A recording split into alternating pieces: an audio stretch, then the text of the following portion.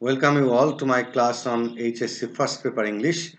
Dear students, in today's class I will explain Lesson 5 of Unit 6. The title of Unit 6, as you all know, is Adolescence, and the title of Lesson 5 is Amazing Children and Teens Who Have Changed the World. Basically, this unit, adolescence, in this particular unit, we are discussing different issues regarding adolescence. It includes the problems that adolescent boys and girls they face, and their situation in schools, and their achievements, their devotion, and their extraordinary feats in the world. So these are the issues that we are discussing in the unit adolescence.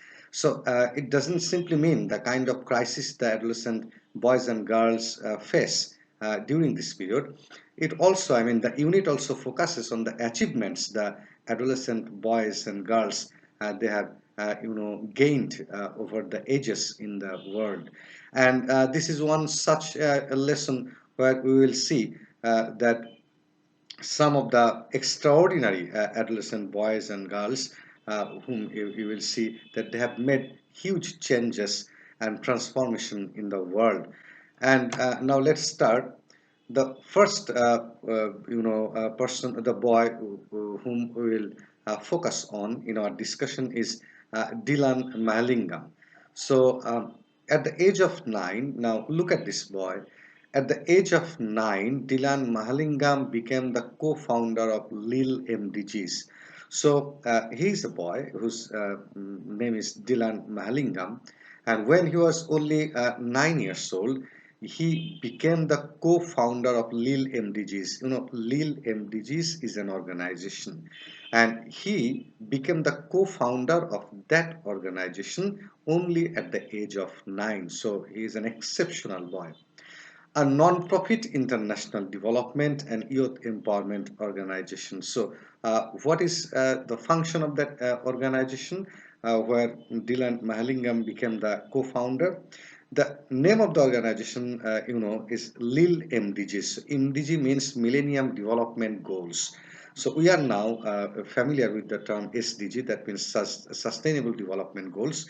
So earlier, our target was Millennium Development Goals. And focusing on that goal, Dylan Mahalingam and other children, they organized a group, and the name of the organization is Lil MDGs, and it was a non-profit international development and youth empowerment organization. So they did not have any intention to make profit from the organization, and Dylan Mahalingam was the co-founder. Lil MDG's mission is to use the power of the digital media to engage children in the United Nations Millennium Development Goals. You know that United Nations set different goals, and these goals were supposed to be achieved. And MDGs, I said, Millennium Development Goals, within the goals, or within the target of Millennium Development Goals. The children, this foundation or this organization uh, targeted, they tried to use the power of digital media, and they also wanted to include the power, the intellectual, the power of children, and the innovative power of children, so that they could utilize, they could implement, they could invest their intellectuality and intelligence through digital media for the sake of development of the whole universe, not of a particular country, but the development of the whole universe. So that was the target, that they wanted to use the power of digital media. His organization has mobilized more than 3 million children around the globe to raise 780,000 US dollars for tsunami relief. So look at the stunning amount of money, US dollars they gained. This organization mobilized more than 3 million children, that means 30 lakhs children. They mobilized and they included in this organization, and across the globe. So children from all the countries of the world, they came forward and they were being included in this group. And they raised a fund of 780,000 US dollars for tsunami relief. And what was their target? They worked on humanitarian ground. So they worked for the welfare of the people, for the welfare of children. So look at the target and how much old he was. I mean, Dylan Mahalingam was.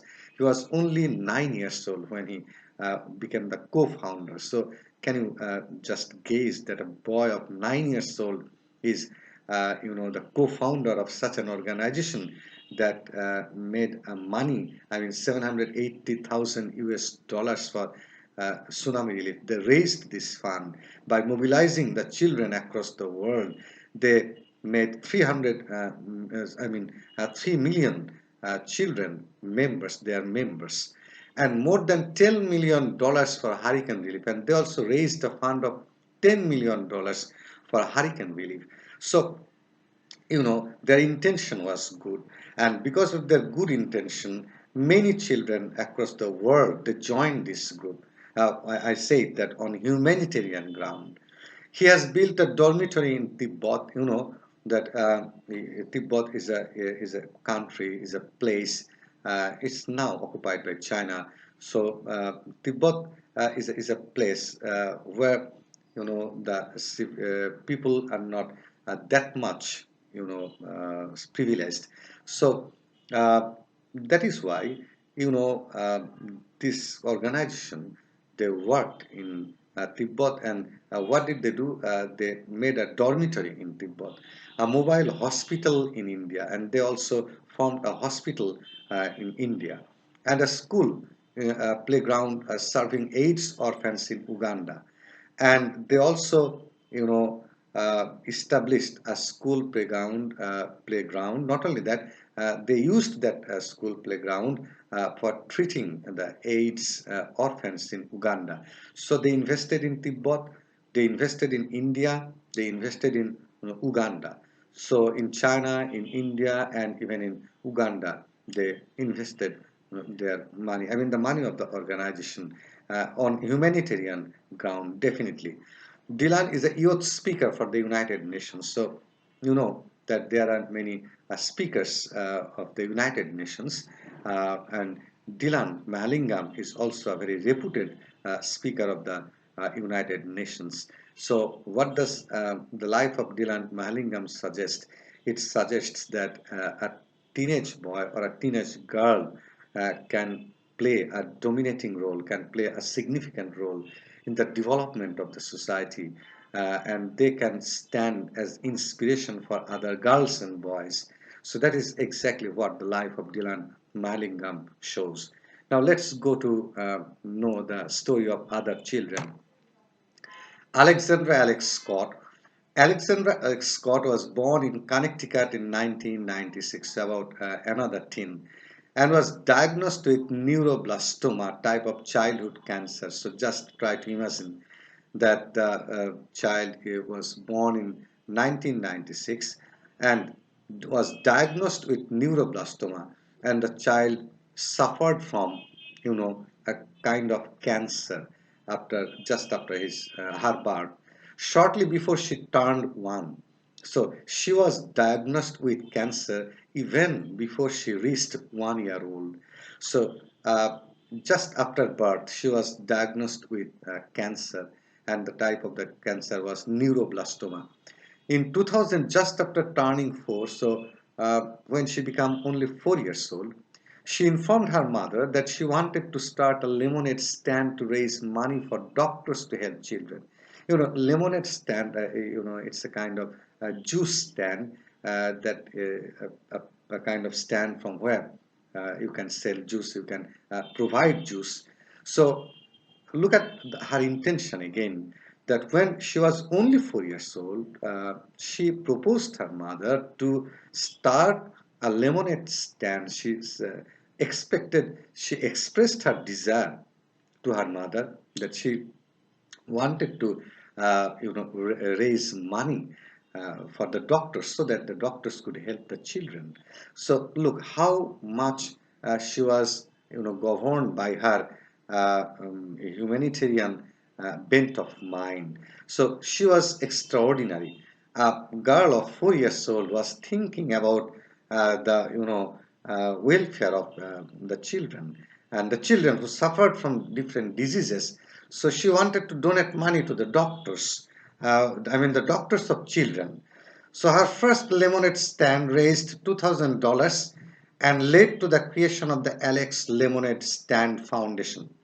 So her first lemonade stand raised $200, and the first stand she became successful, and she earned $2,000, and led to the creation of Alex's Lemonade Stand Foundation. And with that $2,000, she formed the foundation.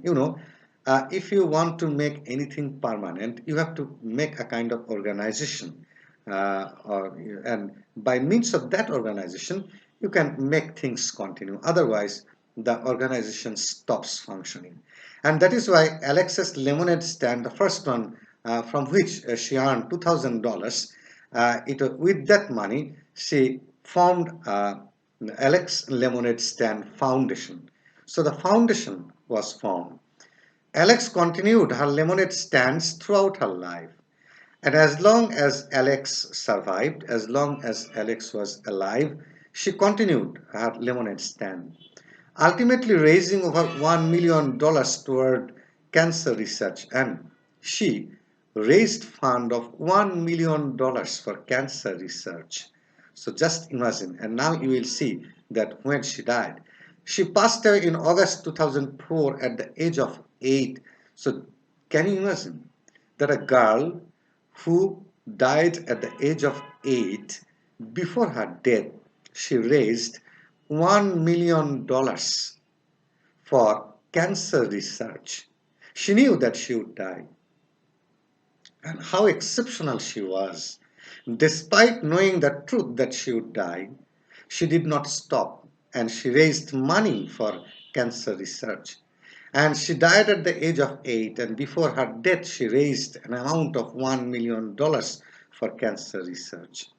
Today, Alexis Lemonade Stand sponsors a national fundraising weekend in the United States, which is popularly known as Lemonade Days. So nowadays, the United States, they observe Lemonade Days, particular days of week, and those days are spent for raising money, and those days are known as Lemonade Days.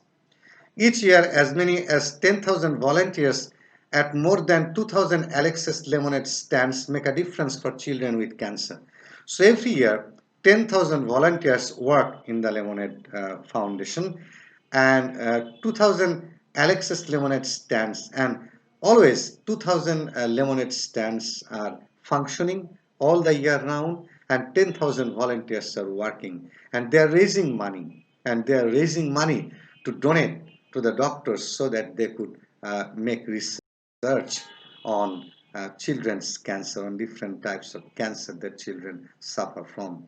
So look at this type of benevolent work initiated by a girl who died at the age of 8, and who knew that she would die, definitely she would die, and still she continued. So it's again a story of an extraordinary girl. So you can easily gauge that how much changes the teenagers or the teens can do to this world. Ryan Reljak, another boy.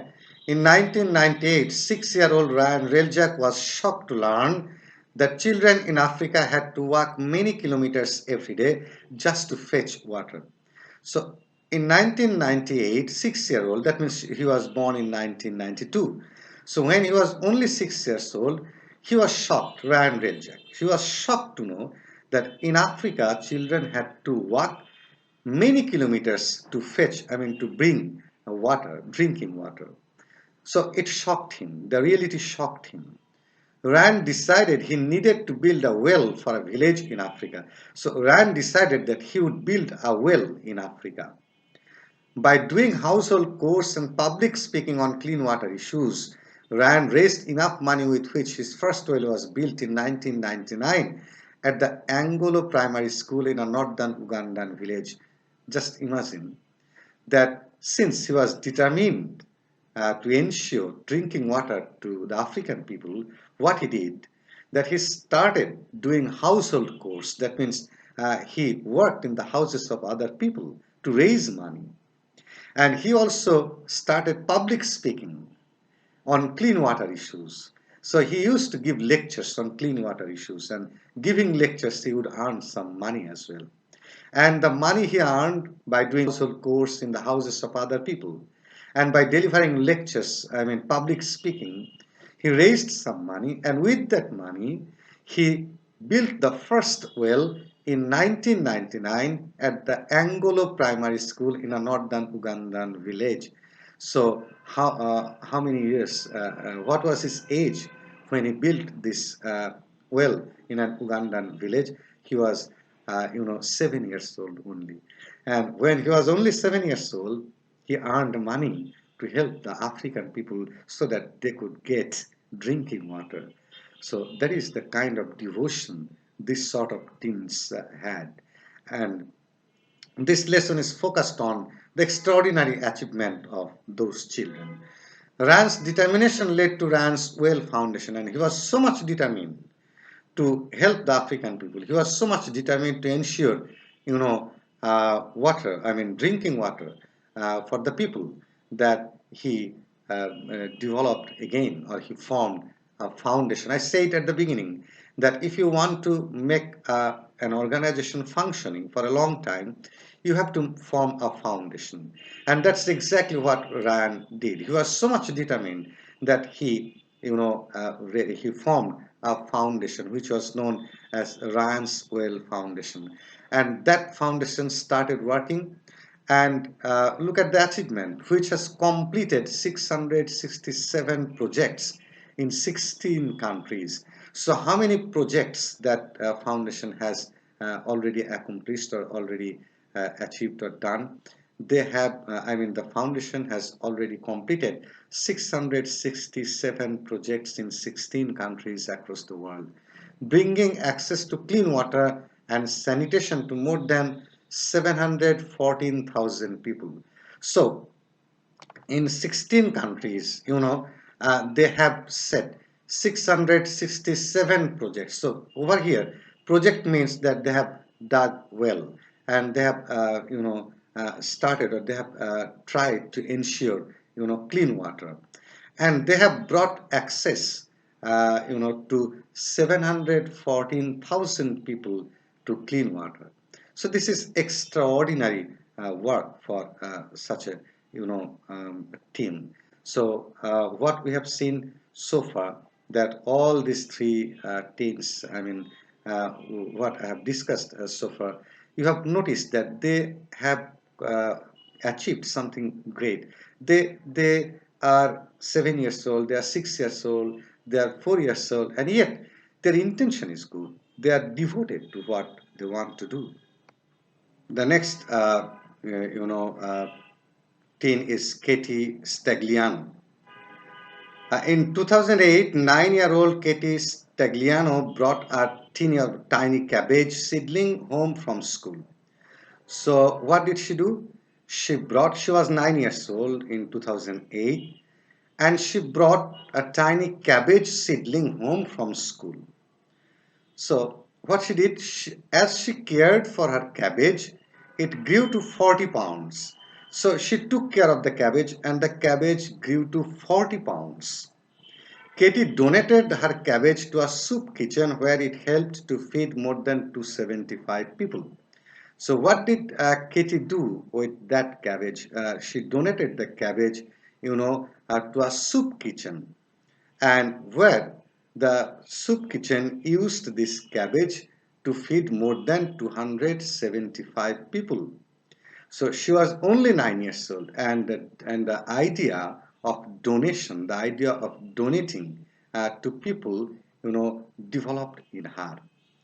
Moved by the experience of seeing how many people could benefit from the donation of fresh produce to soup kitchens, she was surprised. She was stunned, and she was basically, she was very happy and fascinated to see that her, donation helped feed 275 people, and that inspired her. And from this inspiration, what she decided, Katie decided to start vegetable gardens and donate the harvest to help feed people in need. So she decided to start vegetable garden, and she also started donating the harvest to help feed people in need. So that is, a kind of devotion, that is a kind of commitment to the society, and this commitment develops can develop in any person, can any person and anywhere in the world. And we are talking about children, we are talking about teens with extraordinary bent of mind, with extraordinary mentality, that who, even at the age of 4, 5, 6, and 7, the idea of sacrifice, the idea of donation, the concept of donation developed in their mind. So we are talking about these children. And today, Katie's Crops donates thousands of pounds of fresh produce from numerous gardens to organizations that help people in need. So, the organization that Katie developed and Katie formed, that or the name of the organization is Katie's Crops, and that organization nowadays it donates fresh vegetables to different, uh, uh, uh, restaurants or different institutions, and these vegetables come from numerous gardens, and these vegetables are sent to different organizations, and which organizations, not all the organizations, not all types of organizations, but particularly those organizations who help people in need. That means organizations that help poor people or needy people. So these vegetables which grow in numerous gardens under the not leadership, under the supervision of Katie's Crops and under the surveillance of Katie's Crops, from these gardens those fresh vegetables are sent to different organizations which help needy people. So Katie Stagliano is also an extraordinary girl or teen. And the last one, we discuss is Anna Frank. She is probably the most talked about and probably the most familiar and popular teen across the world so far. Anna Frank is perhaps the most well-known victim of the Nazi Holocaust of World War II. So who is Anna Frank? Anna Frank is a well-known, girl, and she was a victim of Nazi Holocaust of World War II. So in World War II, the Nazi, they victimized many people, they brutally killed many people, regardless of their age or gender, and Anna Frank was one of them who was not killed, but who was tortured and who died, a pathetic death. We will see it later. Anna, born on 12 June 1929, was given a diary at the age of 13. So Anna Frank was born in 1929, and she was given a diary at the age of 13. You know what is a diary? A diary is a kind of copybook or khata in which people maintain their everyday, write their everyday details, in which she chronicled her life from 1942 to 1944. Chronicle means writing something in details and chronologically according to date and time. So what did Anna Frank do? She chronicled, that means she narrated the incidents of her life from 1942 to 1944. I mean, the peak time of Second World War. She wrote everything in details in that diary. During this time, Anna spent 2 years in hiding with her family in Nazi-occupied Amsterdam in a secret annex with 4 other Jews. So, where did she stay at that time? Anna spent 2 years in hiding with her family. So, she used to hide herself. That means she hid herself with other family members in Nazi-occupied Amsterdam, and in Nazi occupied, that means the Nazi army, they occupied this town or city, and she used to hide with her parents in a secret annex. Annex means a secret room uh, beneath the ground or under the ground, with four other Jews, and there were four other Jews betrayed and discovered in 1944, but their secret place was discovered and they were betrayed by spy. In 1944, Anna was sent to Bergen-Belsen's concentration camp. So Anna Frank, after she was, caught with other family members, she was sent to Bergen-Belsen concentration camp, where she died of typhus in 1945, and she died of typhoid in 1945. So it's a pathetic death that she died in the concentration camp. And Anna's father, Otto Frank, was the only occupant of the secret annex to survive the war. So everybody who, you know, secretly hid themselves in the annex, and later they were discovered by the Nazi people, and only the father of Anna Frank survived. The rest of the family members died either from sickness or they were killed. In 1947, he published Anna's diary as the diary of a young girl, and when the Second World War was over, and the father of Anna, Frank, he published the diary with the title The Diary of a Young Girl. And that diary or that book became very, very popular across the world and is still very popular. Anna's account of her internment, as well as her deep belief in humanity, has become one of the world's most widely read books. So, what did Anna write in that book? Anna explained the days of her, internment, that means imprisonment, as well as her deep belief in humanity. And at the same time, apart from narrating the tragedy, I mean the pains and sufferings they experienced in the, internment or in their confinement, she also focused on the humanity or humanitarian issues in that diary, and her sympathy for human beings, her sympathy for the people of the world also became clear or manifested through her narration in the diary. And this book is one of the widely known books, one of the most popular books of the world.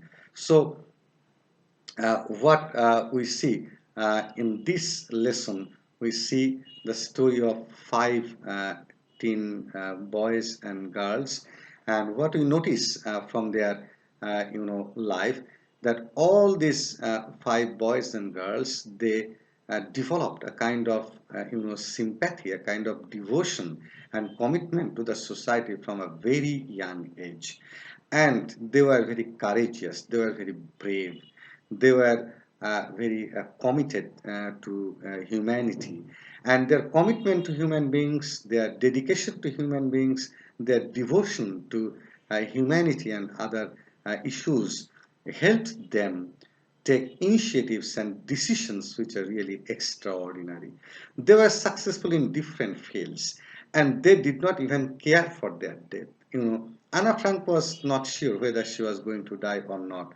And we also talked about another girl, and she was also not sure whether, Alexandra Alex Scott, she died of cancer only at the age of 8. So even after knowing that she was going to die, she did not stop. So not only that girl and every boy we see in this lesson, they're extraordinary.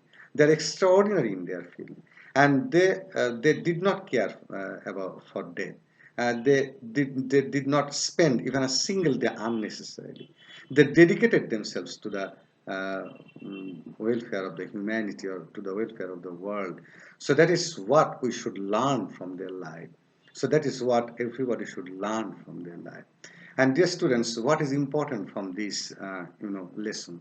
So what is important, this lesson, not the entire lesson, but part of the lesson can, even the entire lesson can be used for question answers and multiple choice questions. This lesson is not suitable. I should not say not possible. I should rather say not suitable for summary writing. But this is also suitable for flowchart writing. And fill in the gap activities can also be made from this lesson. Moreover, you know, jumble sentences or rearrange can also be uh, given from this lesson. So this lesson is important for the inspiration of young generation, for the inspiration of the teenagers. This lesson is, will work as a kind of, fire, will work as a kind of inspiration and a kind of encouragement for the people, for the teenagers, basically, so that they can also devote themselves to the for the sake of humanity. And apart from that, inspiration for the examination, this lesson is also very important. So we want to stop here in today's class, and in next class I will start next lesson. So till then I would like to say goodbye. Thank you very much.